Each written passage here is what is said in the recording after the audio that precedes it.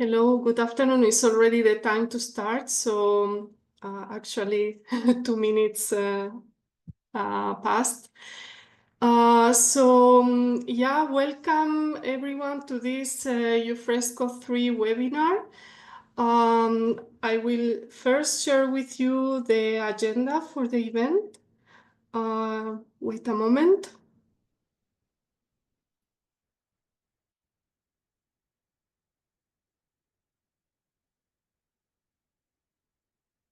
If you can see my screen.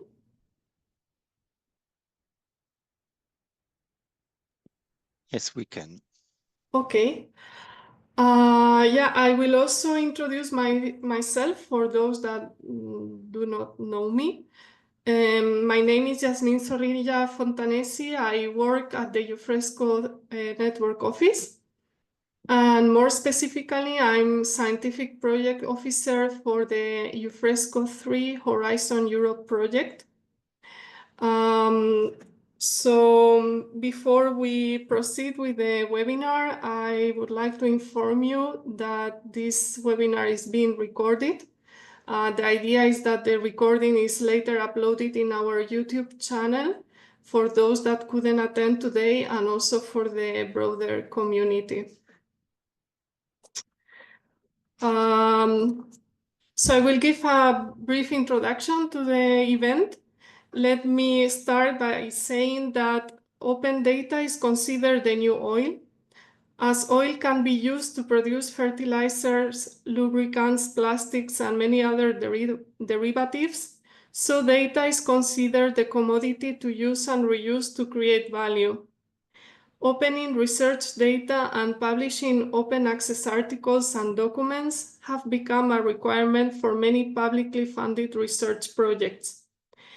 In line with the responsibilities of research funders and their networks that have a pivotal role in promoting fair practices and in advancing open science, we are organizing this webinar to raise awareness about the benefit of open science, to provide an overview of the international framework, showcase the perspectives of public and private donors, and present what has been done in the framework of Euphresco and Euphresco III to support the plant health community.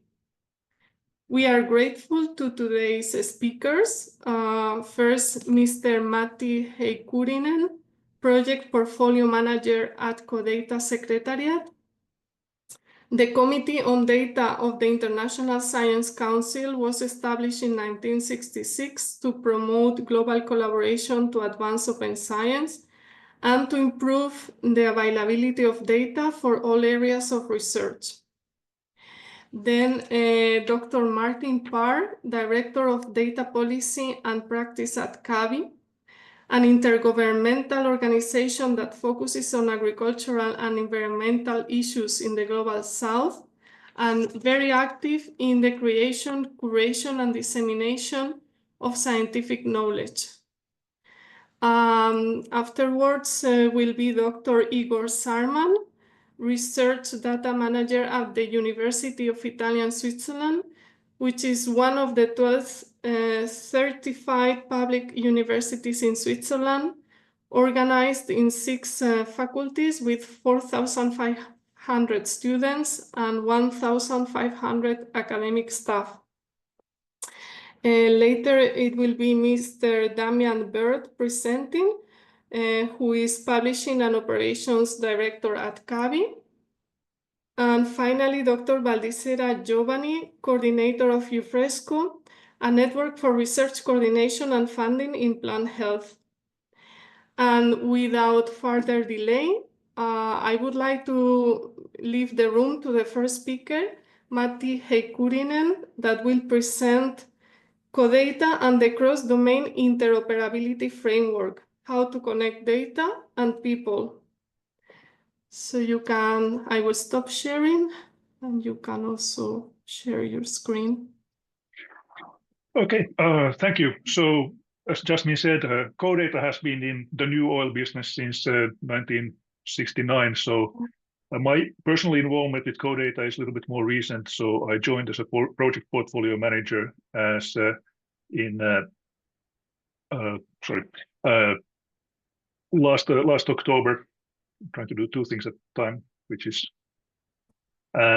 so so I'm basically first giving the overview of how this open data challenge on a global scale across the domain, how it looks like, and then talk about one specific framework that has been developed based on the different activities that CoData has been involved in maybe the last 5-10 years and so on. So the working title of this presentation was Live the Universe and Cross-Domain Interoperability. So I thought we would start from live. So when you talk about open research, open data, lots of it is produced in academia. And the challenge there is that typically you have most of the work done by short-term staff. So you have the PhD students who want to finish their work and then move on. So this poses certain challenges with the organizational memory. I think also, let's say, the incentives and let's say carrots and sticks, they are a little bit limited in a way that you have people on grants and so on. So it, in a way, the open data, it needs to be part of the culture in order for it to become a sort of really genuinely usable resource. I think in general, we might be moving slowly towards, let's say, metadata deluge. So I think people are seeing the value in open data, but in a way, going beyond of putting your data set somewhere on a web server and pointing a link to it, how to make it really usable. Now, looking into the universe, if you're studying data science, where do you aim at? So we have, I dig up some numbers. So we have estimates of up to 300 billion per year market for big data analytics. Data professionals, there's quite a lot of people working in that domain, 10 million in Europe, 2 million researchers in Europe. And I think most of these people are focused on single discipline, single organization. So in a way that resolves quite a lot of the interoperability issues because you are essentially interoperating with the same organization, with the same community. If you look into the cross-domain activities, I'm aware of two of these major initiatives. So there's the European Open Science Cloud with the annual budget about 300 million euros, which translates into roughly 3,000 full-time equivalent of employees. And then there's the Research Data Alliance, which is a network of about 15,000 volunteers, so people who are one way or the other involved in the fair data, and usually because they are part of this community, they get exposed with the challenges from different disciplines and communities. So this creates certain challenges when you're trying to shift the data between different domains. So it's a big challenge. There's not that much culture in terms of, if you look at the really where the mass of the data stewardship is focused. So in order to move the community's standards and policies towards the cross-domain interoperability, we need levels and fulcrums. So as a CoData, the way we see this, let's say this attachment point or fulcrums where we deal with, it's a membership organizations. So we are basically serving international science unions, which are the members of the international science councils, and focus there on policies and technical recommendations. Then there's quite a lot of collaboration with the different UN and intergovernmental agencies, which brings in standardization and of course also the sustainable development goals. And then different organizations that are more sort of community-driven, like the Research Data Alliance that I mentioned. There's also GoFair and World Data Systems that really sort of reach out to the community and basically support grassroots activities. All this put together, it's basically driving the CoData's vision of the world in which science is empowered to address universal challenges through the transparent, trustworthy, and equitable use of data and information. Now, before this session, we had a discussion about fair implementation profiles. So basically looking into how a community that is doing fair data and the interoperability, how do they do this work? And one of these major projects was called World Fair, which did an analysis of 11 communities and what are the tools, processes, approaches that they use in order to make the data findable, accessible, interoperable, and reusable. And the tool here was basically sort of systematic analysis of different aspects of the data management in these communities. And as a result, there was a development of what we call the cross-domain interoperability framework, which is looking into what are the commonalities between these different communities. And maybe the first thing to say about this is that it's not a new standard. It is basically more a cookbook or guidebook on how to use standards in order to solve these initial 5 challenges. So how you discover the data. So what is the content model? What kind of identifiers there? What are the metadata fields used to describe it? And then what is the workflow for publishing the metadata? So how do you find the metadata related to certain data item? Then core access, which is basically just describing what you can do with each of these data assets and what you must do also. So basically bundling these descriptions into policies that describes these sort of rights related to certain assets. Then controlled vocabularies, which is basically describing what are the possible values for different variables, and also what are these categories of variables. So you might have more general concept, but then and it has, let's say, more distinct variations that then might have additional fields. And also you would need to have unique identifiers for each of these variables that you can actually identify if there's a different data set that is using the same concept. So this is kind of like a starting point for, let's say, doing the mapping and integration. Then data description is describing the data in a way that is independent of the application domain. And I think this sort of lays the foundation for data integration across the different domains. And finally, universals, so how you describe the time, geography, and different units of measurement, so that you don't think that this number is inches instead of when in reality is actually centimeters. And this was released in about a year ago as an output of the World Fair project, a single project deliverable, and now it has been turned into online resource that is on GitHub as so let's say a little bit more user-friendly and accessible way of looking into specific parts of the documents. And I think these slide decks will be distributed afterwards, so there's no need to try to copy the URL from the line.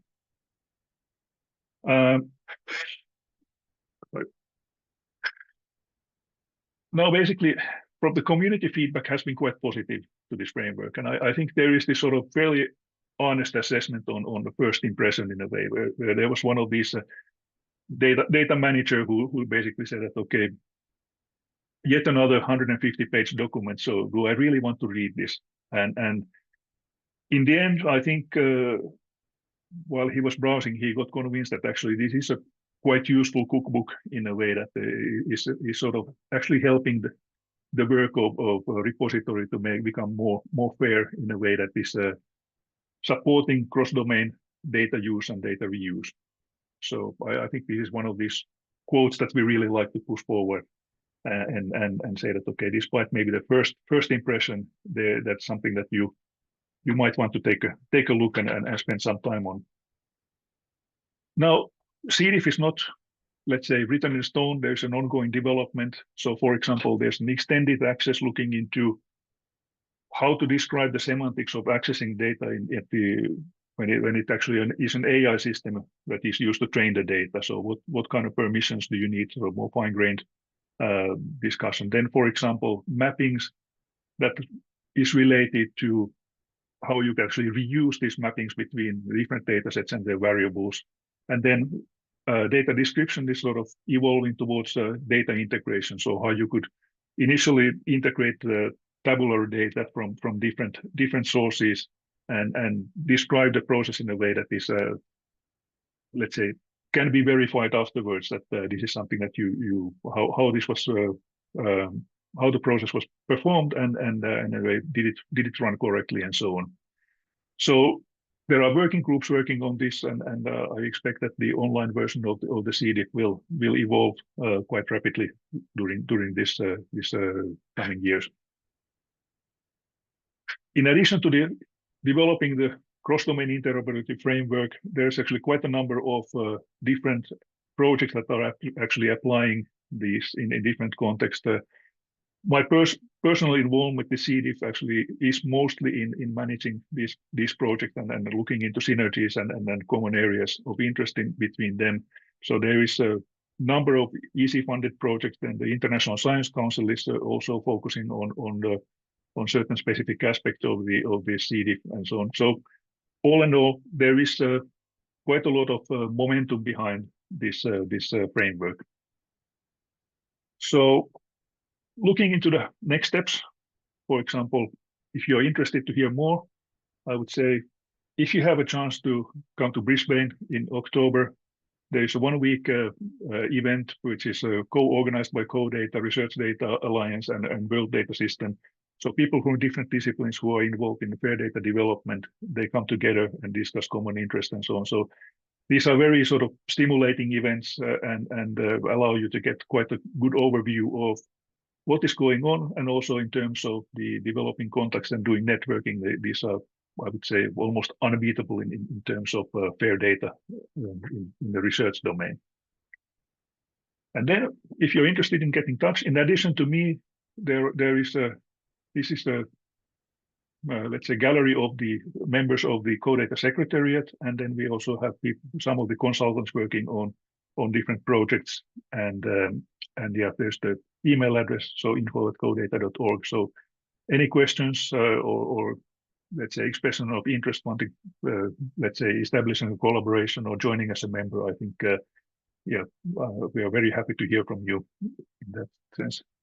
And I think with this, I would just like to thank you for your attention, and here's my contact details and also the online presence of the organization in a couple of the social media platforms.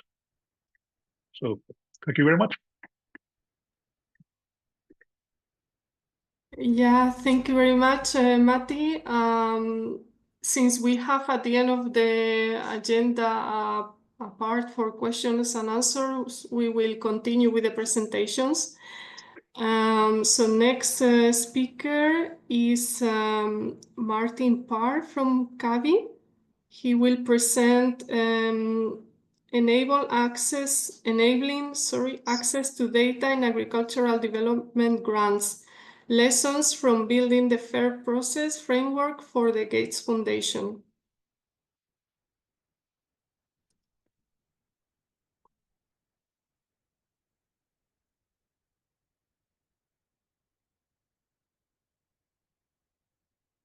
Hello, can you tell me what you can see on screen? It's the slide, but in presenter mode. Okay, so can I pivot to slideshow? Does that work? Yeah, perfect. So you're now seeing the slides, not the multiple slides? Yeah, indeed. Good, excellent. Well, that's the first barrier overcome. So thank you all for joining us today. I'm going to say a little bit about some funder perspectives and funder motivations around why they want to get engaged around improving access to data around investments that they fundamentally fund, whether that be grants or contracts that they put in place. We've been working with the Gates Foundation, not just the Gates Foundation, a number of other research funders as well, but the principal kind of insights today I'm going to draw from the Gates Foundation. Yeah, so I'm going to talk to you about how our engagement has kind of panned out. So here's basically, it's always good to start with the problem, and this is the problem in hand.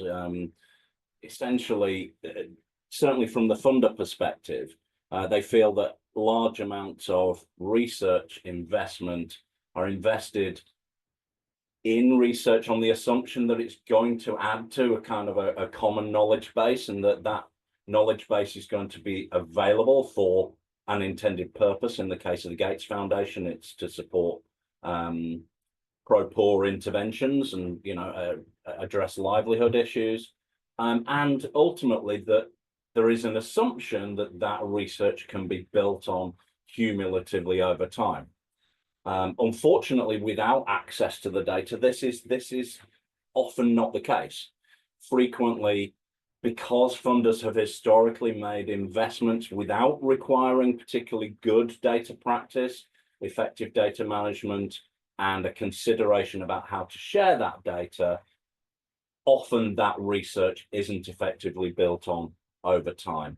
And allied with that, the right policies and strategies aren't in place to promote data sharing over time.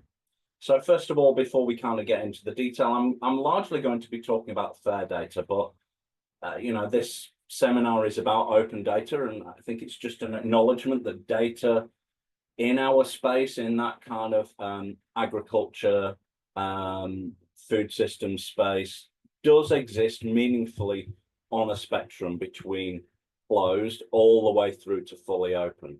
Some of the data that Euphresco is particularly interested in around crop and pest disease information is in that contested space, potentially in the middle around shared. There may be some considerations about when to share, but I think the appetite within this community is to increasingly move stuff to the right, to move stuff to being issued more openly and under an open license. Just to be clear, the kind of principal important thing that makes open data is that license. It's the permission to use after it's been made available. But data can usefully be more than just open. So we just had some details about how fair as a paradigm is becoming much more important. It's not been around that long, even I think less than 10 years, but it's essentially, it's a set of technical standards to make data findable, accessible, interoperable, and reusable. And it's possible to just go out, hit your search engine, find out what this means in practice. The trouble is with this standard as currently articulated is it is quite technical. And what we've been trying to do is to work with the foundation to make it more accessible and introduce people to understanding indeed why they should care about this as much as anything, as much as, you know, how to actually do it. So just again on terminology, open data and fair data are not the same thing. There is a sweet spot where they overlap, but it's possible to have open data that isn't fair or indeed well managed. It's possible to have fair data that is well managed, but is not open. Why fair and open? Well, we've been engaging with the foundation probably since about 2018. That's the box I'm showing there, top right. A period where the foundation has started to recognize that data is an important asset that they're investing in, that they're trying to drive pro growth and change through doing that, but recognizing that that's not being done very well. But recognizing that they are sitting on a kind of a continuum of initiatives that have been developed by other funders, recognizing that some other domains are probably going a little bit further and faster, especially in health. Some donors are doing it potentially better already, like the Wellcome Trust. So they're looking also outside their borders to see who else is doing stuff well, and then starting to address their own engagement with their grantees. And agriculture is one of those key areas where they've decided to focus. Their agricultural development investments, I believe about $500 million a year, are increasingly being required to be the data underpinning those investments to be made increasingly open. And we've been working with them to support them and their grantees on that. This is their particular problem.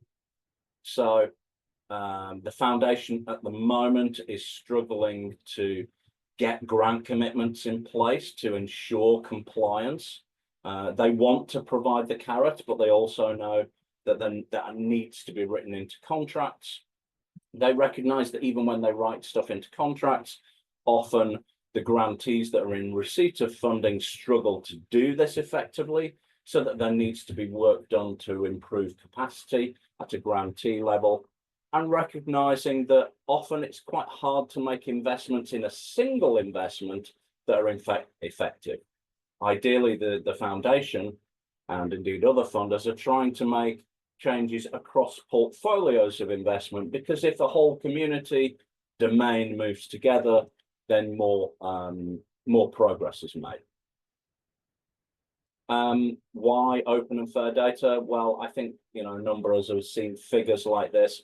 There's potential increased economic gain around using open and fair data. And when you're talking in funder circles, they think about the numbers often first, even with, you know, very explicitly philanthropic organizations. They want to see the economic return. They want to see the return on investment, because if they're investing in making data open and fair, they're not investing in something else. The European Union has specifically done some work which has articulated the value saving specifically around implementation of fair data. And there are some quite big numbers here.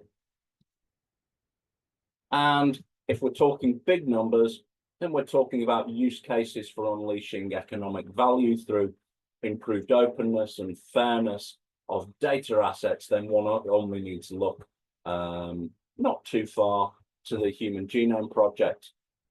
A large investment, a $4 billion investment in making available well-structured data, but recognizing that that's got a huge economic impact beyond that, you know, driving a whole kind of revolution within biological sciences. Beyond the numbers, there are also considerable benefits, and these are often some of the things that appeal more to grantees, so kind of beyond the funders. They're harder to quantify, but nonetheless, these kind of non-quantifiable benefits are that, you know, you can improve decision making, you can drive impact, and you can include people because you're making your data more widely available for others to use and reuse. So we've been working with the foundation for quite a while to try and drive some specific changes, especially around addressing issues like data silos, trying to drive increased standardization. So where portfolios of projects are working in a particular domain, encouraging them to use consistent formats and metadata to support innovation and drive reusability. One of the key mantras is that the work needs to really start as early as possible. If you can start to plan for good data management and sharing really from the outset, from the concept note, then the returns on investment are much higher. And the way that we've been doing that is to build a 6-step process, essentially, where some of the work that the likes of Code Data are working on is kind of this implementation area around step 6, but recognizing that often a lot of grantees need a lot of hand-holding on the way to get there. How do they know how to apply those frameworks that the likes of Code Data develop? They need to be nurtured into understanding how they can improve their data interventions, how they can plan for it. Recognize that in the development space, there's a lot of merit in co-developing. So increasingly, you're trying to make data move around an awful lot. You need to do that with people. You need to co-develop it around a common set of principles. You need to strategize and you need to implement. And in practice for the grantees, that means that there's a whole set of approaches and tools that we've provided that can support people down this road. The very basic level, things like data management and access plans. Data management plans are good starting point for a lot of investments to basically set a series of targets and plans for improved data management and sharing.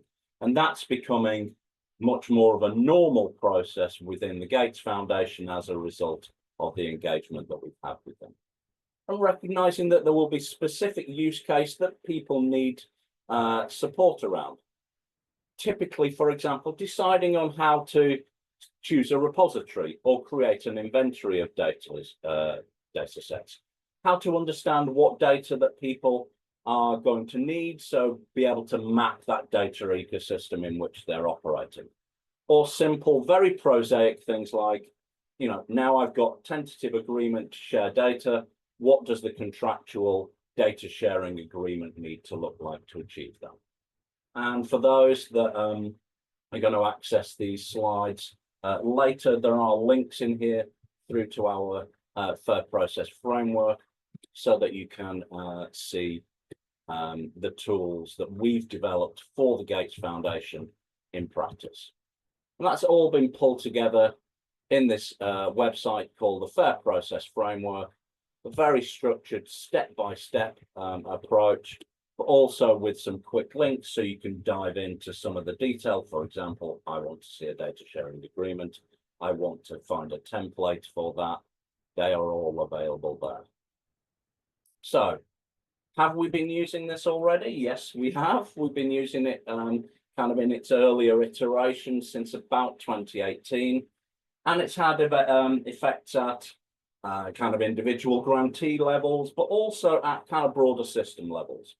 So, for example, in Ethiopia, the Gates Foundation had made some technical assistance grants to support the development of a soil information system in Ethiopia that wasn't made available to a broader community. We supported them to understand why data sharing wasn't happening. We applied thinking to that kind of community. We helped convene a group of people that collectively realized that one of the big blockers was a lack of rules, there's a lack of national policy, community policy first, national policy as well. And so we supported the development of national policy based on fair principles to support the release of some of these data assets. As a result of that, a national soil information system now is available and has been published. And there's been an increasing noted rise in genuine open science collaborations. And this group of people that have termed themselves the Coalition of the Willing, 145 researchers, are now routinely sharing data between themselves and publicly and publishing together, including in some very high impact journals. So it's an open science process that's also tapped into the incentives of researchers as well. We're also doing a lot of work with the CGIAR Centre, recognizing that the CG is a big change point. If you can get the CG to work more effectively in this space, that's really going to be effective. And the way that we're doing that is that we've created certain recipes to support them in the setting of targets. They can make an assessment for a program at the start. They can set some targets in a data management and access plan, and then we've given them tools to monitor their progress over time. And then finally, I'm just going to leave you with a big so what.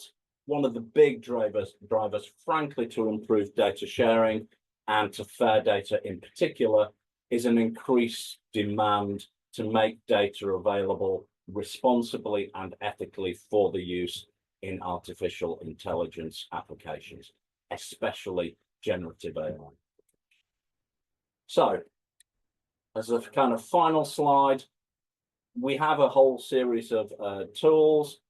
We'd like you to engage with them. They were developed for the Gates Foundation with a principal lens, but they are broadly applicable for others. So if you want to develop a data sharing agreement or understand what license to use, here's a simple guide to support you with that.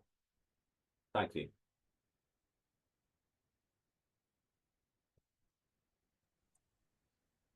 Okay, thank you, Martin, for your presentation. You stick to the time quite well. So now the next speaker is Igor Sarman from the University of Italian Switzerland, and he will present open research data from a Swiss perspective. Hello everyone. I don't think I can share my slides. Jasmine, maybe you can help me out here. Yes, well, I can share for you. Actually, I would rather share them if it's possible. I just need the rights to share my screen. Normally, everyone is able to share. Record apps. Share. Sorry, I just seen that. Yeah. Share. No, stop sharing. Sorry. Share. This one here. Okay. Can you all see my presentation? Yeah, but it's again in Now? yeah, now it's better. Yeah. Great. Thank you. Thank you so much. Um, welcome everyone. Welcome. Thank you so much for the invitation. It's a pleasure for me to be here to give you the Swiss perspective concerning open research data. Jasmine already introduced me. Just to let you know that I've been working as data steward, as a research data manager at the University of Lugano in southern Switzerland for the last 3 years. So basically my task is to give support to my institution's researchers in all that concerns research data management. My talk will be focused on the Swiss National Science Foundation policy on open research data. Just a disclaimer, I do not work for the Swiss National Science Foundation. I work for a university, for a Canton University. But basically, I am almost daily say I almost daily support researchers concerning all the things which are related to open research data during their research projects. So I'm quite familiar with what's going on at the Swiss level concerning open research data. For those of you who do not know, the Swiss National Science Foundation basically is the main funding agency at the Swiss level, supporting scientific research in all academic disciplines. And the SNSF has several funding schemes which are used to support academic research at all levels. For the last few years, the Swiss National Science Foundation has basically adopted an open research data policy for the project that gets funded.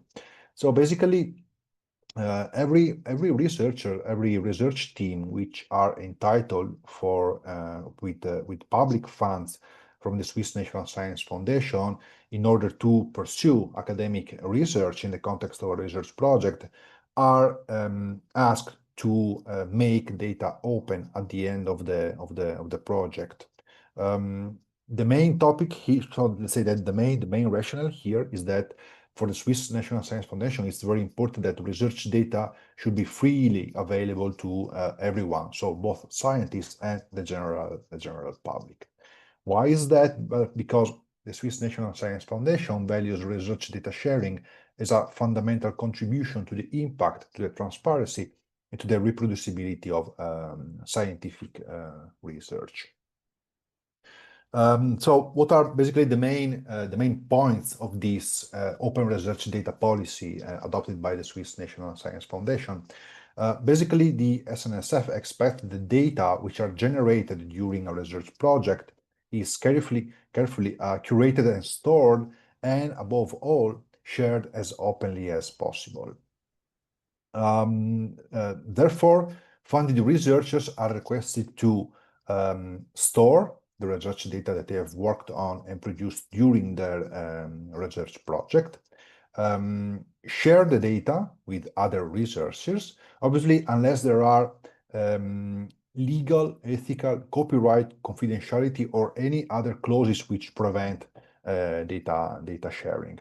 Obviously, the data sharing is performed via the storage, the deposit of data and metadata onto existing public repositories in formats that anyone can easily find, access, and reuse. Okay, so and this reconnects very clearly to the concepts of FAIR principles, which are introduced which were previously introduced by the former speaker.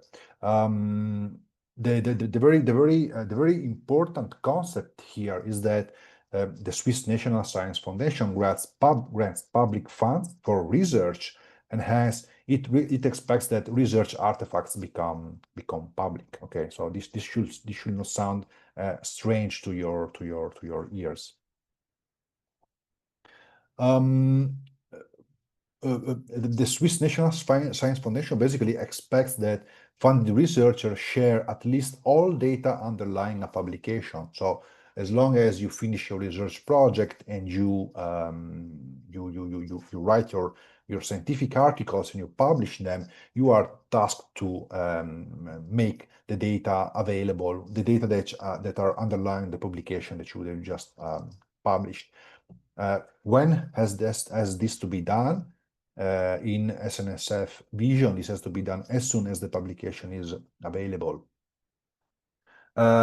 One important topic usually lies on what data should be made available.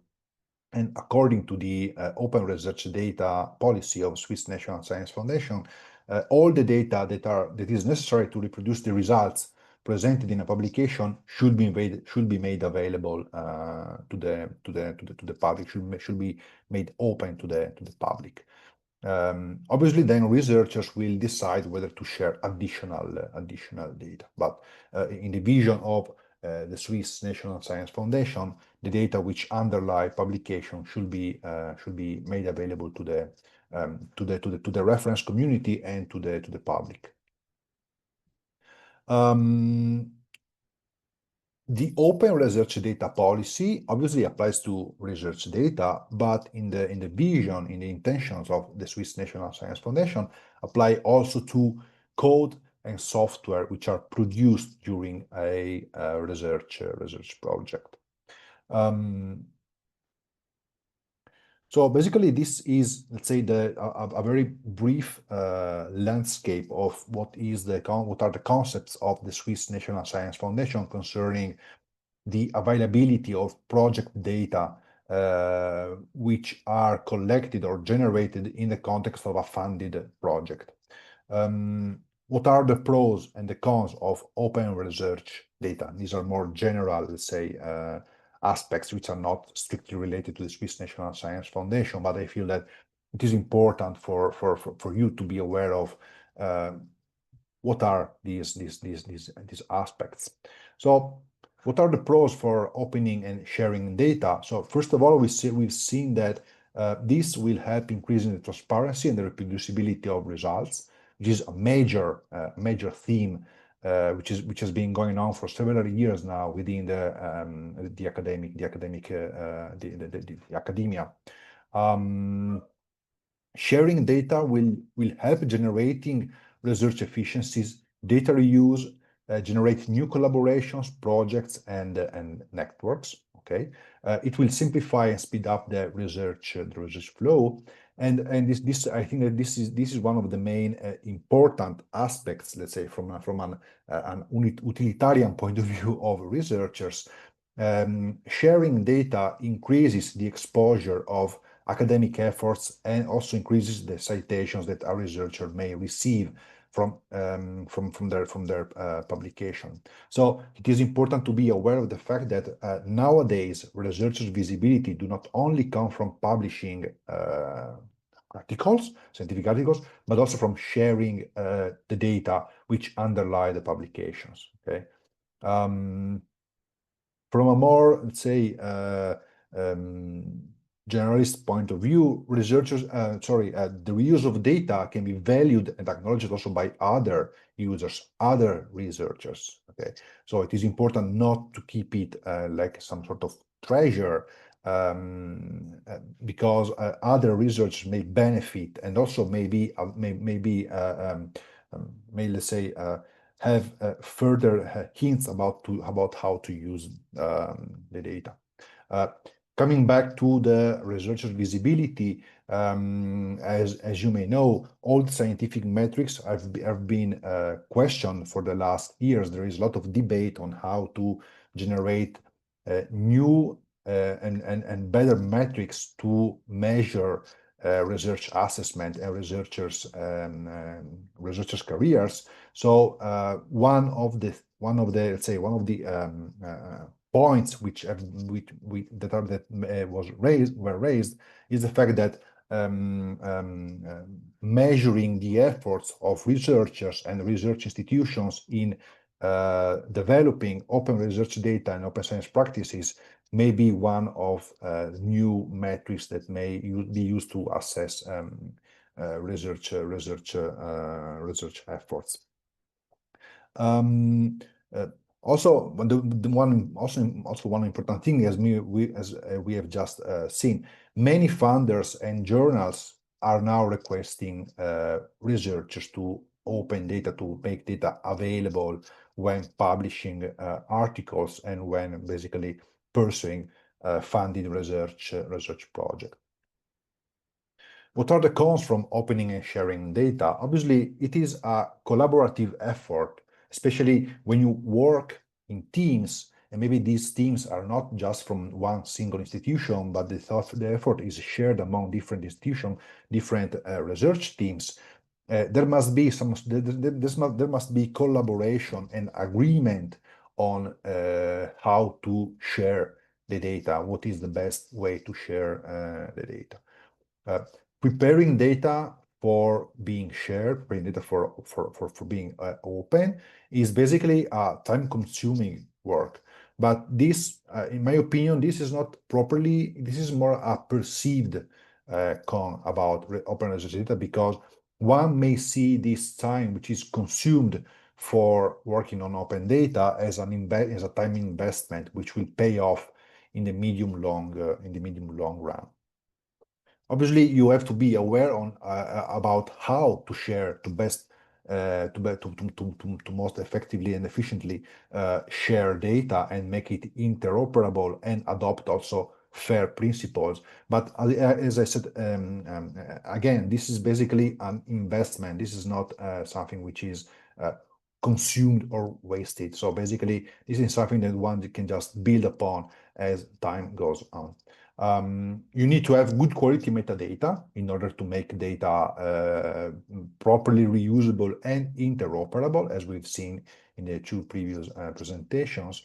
And concerning incentives, we must admit that at the moment there are no concrete incentives for researchers. Let's say no concrete direct incentives, because the discussion about how to use open research data and open science for generating new research assessment metrics is basically a debate which is still going on. So some frequently asked questions that I usually receive from researchers at my institution, and when they have to, let's say, face the problem, let's say the issues related to open research data. So many researchers still don't know where they can publish their data. Okay, they just think, okay, I have my data, I have it in my institutional servers, and I will leave them there, and they will be there. And then if someone wants to use data, I will give it to them. Obviously, you must be aware that at the moment that there are a lot of data repositories, so basically collectors of databases, data sets, where people can share their data, and you can choose from generalist data repositories or discipline-specific ones. A very important tool that I find very useful is the retree data collector, which basically is a collector of data repositories. Then another very important aspect is the fact that maybe that sometimes data cannot be shared because they are sensitive or confidential. I don't know. I must admit, I don't know what's the landscape from your community.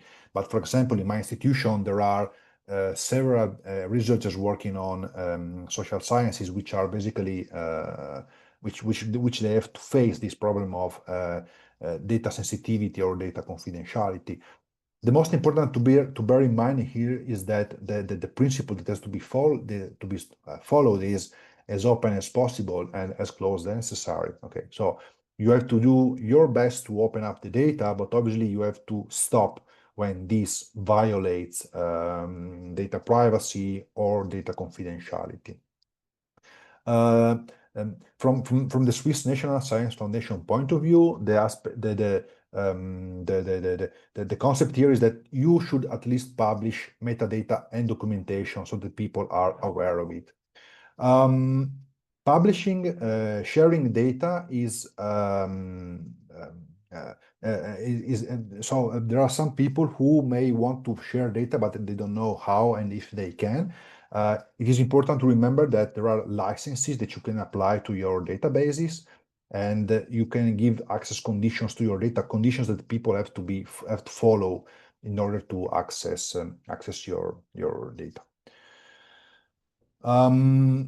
What data should you share? So as we've seen before, share at least the data that are underlying a publication so that the publication can be reproducible.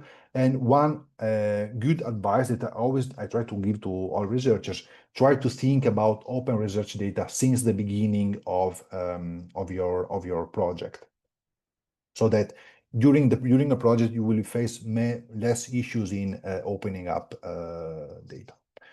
I think that I'm running out of time, so just a couple of brief continuation from my side. So as we've seen also in the previous presentation, start to work on open research data since the beginning of your project. Start applying FAIR principles since the beginning of your project. Use a data management plan as an awareness tool so that you can follow what basically you plan to do with your data.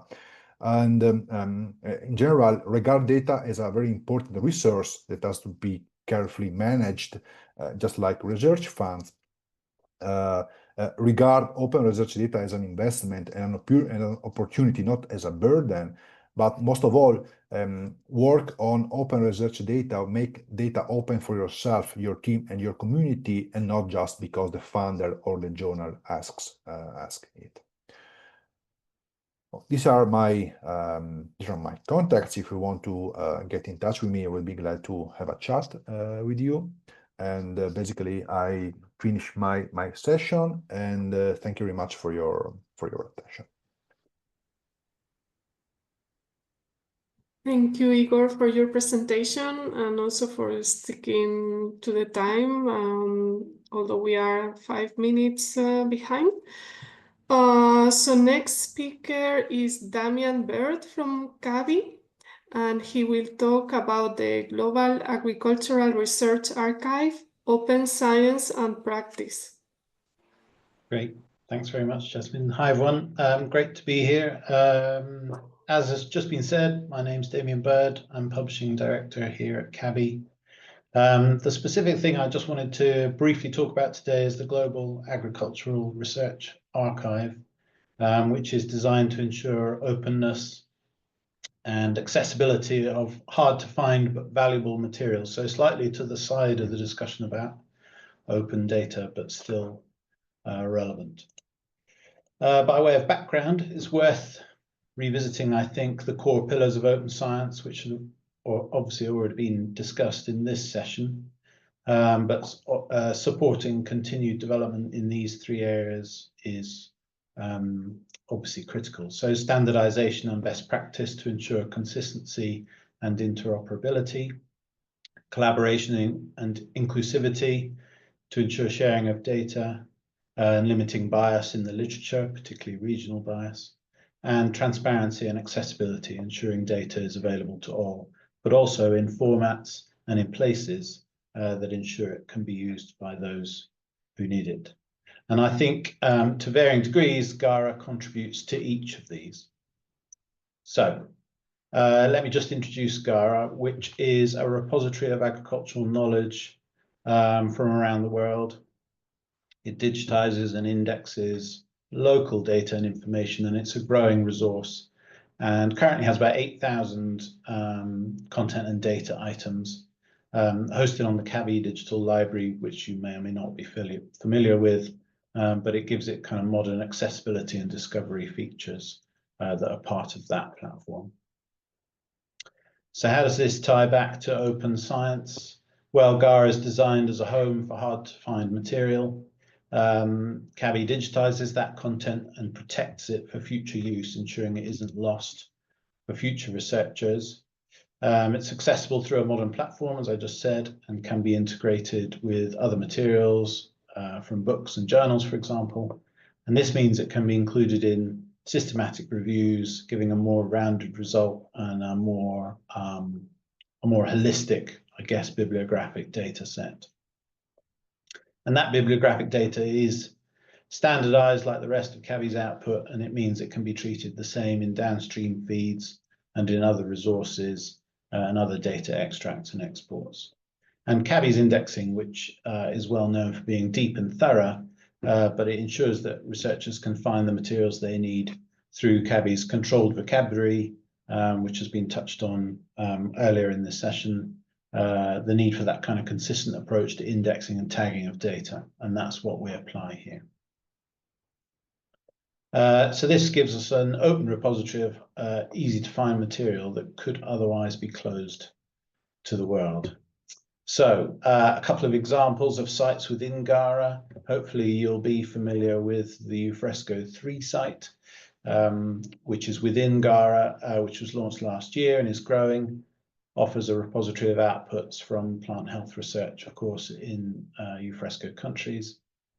Sometimes, obviously, these materials link out to the actual source material on another site, as obviously a lot of this data is published in journals and other repositories. But it's all gathered together in one contained data set for Euphresco III. Another example of sites within GARA is the CTA, which is the Technical Centre for Agriculture and Rural Cooperation. That closed in 2020 when the EU funding ended, and CABI was able to rescue that material, digitize it, and make it available for free within the GARA platform. And just to say, GARA includes all article types and data sets and so on. It's not specific to one or two forms of literature and data.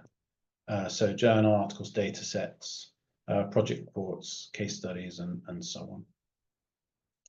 So GARA is open access, including digitized materials that might otherwise be lost or harder to find, and offers the ability to present resources in region or project-specific groupings and collections and data sets.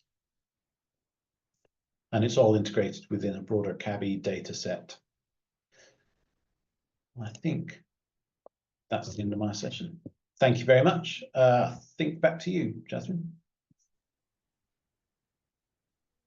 Damian. So now is the turn for the last speaker, which is Dr. Valdisera Giovanni from Euphresco, and his presentation is titled Euphresco as a Knowledge Hub for the Exchange of Information. Okay, thank you very much, Jasmine. Good afternoon, good morning, good evening, colleagues.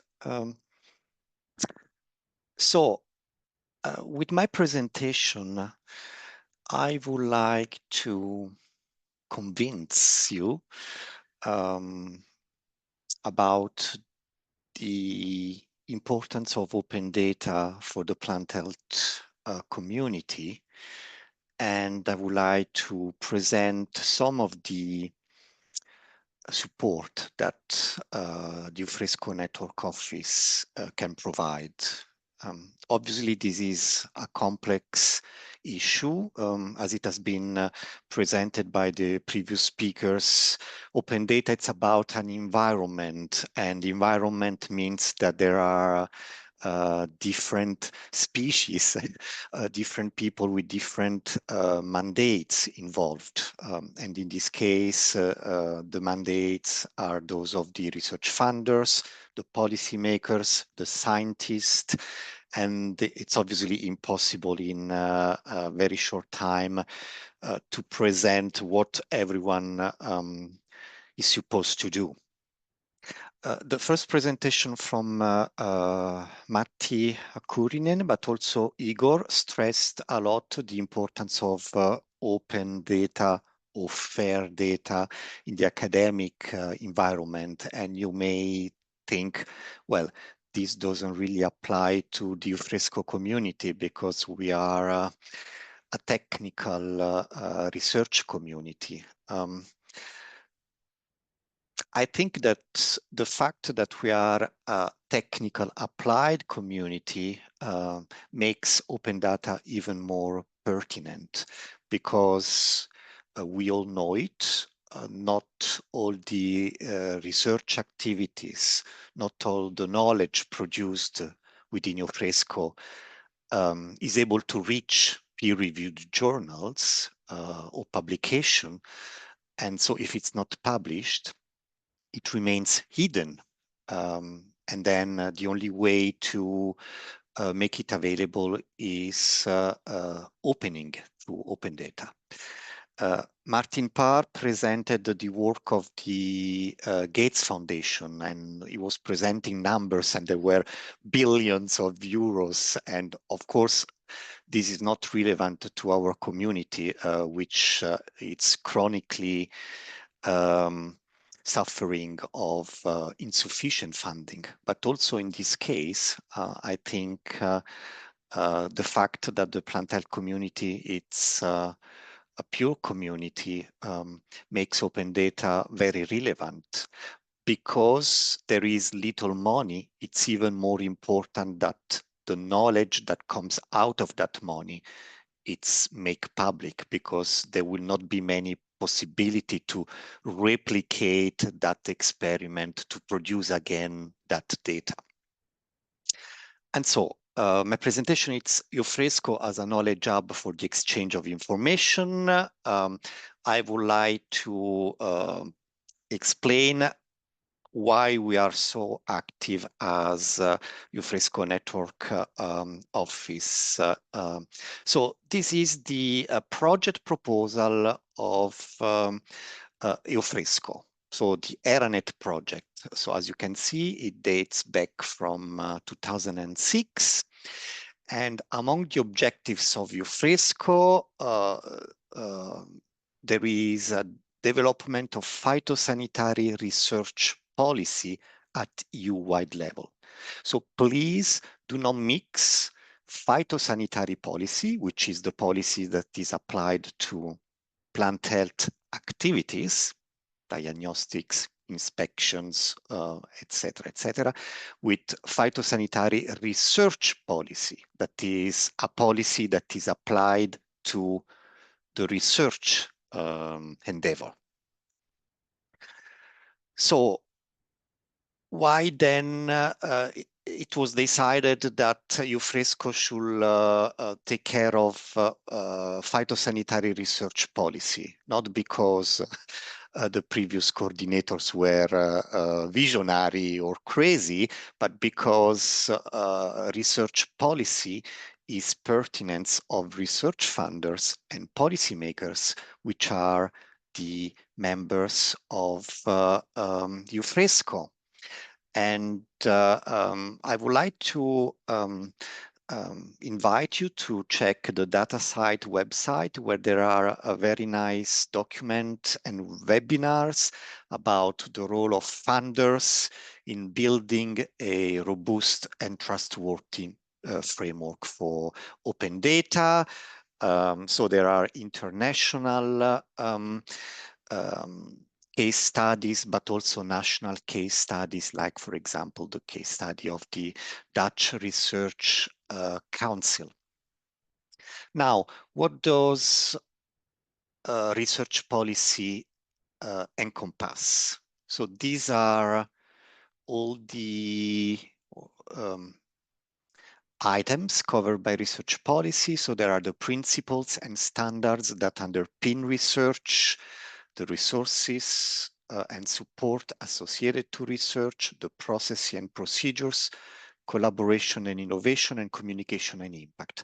And as Euphresco Network Office, we try to focus on the ones highlighted in red. So how to provide the technical and physical resources that enable the dissemination of research, how to develop methods that allow to report research, and identify the best approaches and channels to communicate and translate research fundings. Always from the Euphresco I ERANET project proposal, key benefits of Euphresco are better availability of research data for plant health policymakers. So this is really the core of Euphresco, because, you know, Euphresco doesn't do research by itself. Euphresco doesn't do policy by itself, but Euphresco, it's a forum for sharing information. If this information is not shared, then the essence of Euphresco is just lost. And also, data and information will therefore be more readily accessible to policymakers and scientists. Why? Because it is the mandate of Euphresco to produce research evidence for plant health stakeholders, and because sharing information on research activities is an effective way to coordinate research. If a data is available, if information is available, then you don't need to allocate funds for a project that will produce exactly the same type of data. And there are already examples of initiatives and networks, international networks, like the Belmont Forum or the Starada's Network for Animal Health, showing that they can play a role in communication and open data. Now, at the end of the ERANET project, there was an evaluation from external evaluators based on interviews organized within the Euphresco community, but also in the plant health community at large. And one of these recommendations is that Euphresco should have a more proactive and effective knowledge exchange approach for Euphresco to increasingly become an information hub, improve the communication of projects, dissemination of results, and maintenance of the role of Euphresco as a benchmark. And this was the recommendation. As EPO takes on the role of hosting the Euphresco network, we recommend that they consider how it can become a proactive knowledge exchange hub for the collection and dissemination of research fundings across Europe, and now I would say across the globe. For these reasons, we have been working on a way to support countries and to address the strategy of Euphresco to become a knowledge exchange hub. The problem is that we work with different countries. Different countries have different requirements. We work with different research activities. Scientists have their pet databases, or maybe the funders ask the researchers to use certain databases. So we cannot say countries you have to use this database. It will never happen. And so the consequence is that if we are a user looking for a certain type of data, we have to chase the data in different thematic databases. And this is kind of a counter effect of the open data approach. So people are opening the data, but these data are scattered. And because they are scattered, unless you know all the databases, otherwise the data remains hidden. And so the idea we had was to develop a node, which is a single entry point through which data hosted in other databases can be retrieved. Obviously, Drop can also serve as a database itself when thematic databases are not available. We thought that this was the easiest approach to facilitate findability of the FAIR approach. So what data do we focus on? I prefer to mention digital research objects because I also consider that documents that are not data stricto sensu should be considered for the open data approach. And so these digital objects are, for example, text, protocols, articles, data sets like spreadsheets, tables, databases, images, photographs, video, graphics, maps, event, webinars, conferences, softwares, models, etc., etc.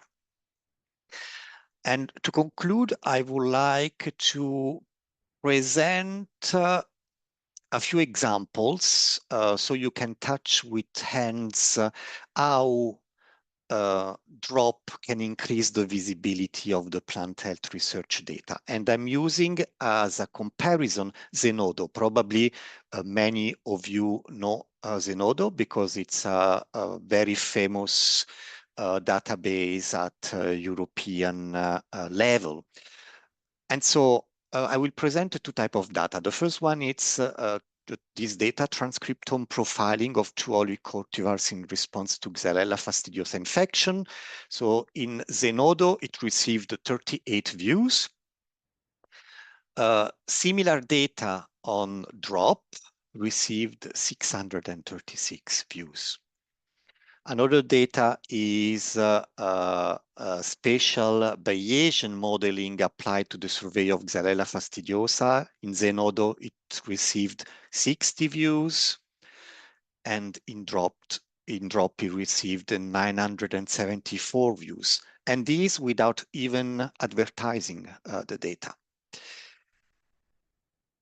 So what are the benefits of using Drop? It reduces the fragmentation by making information in specialized databases more easily accessible.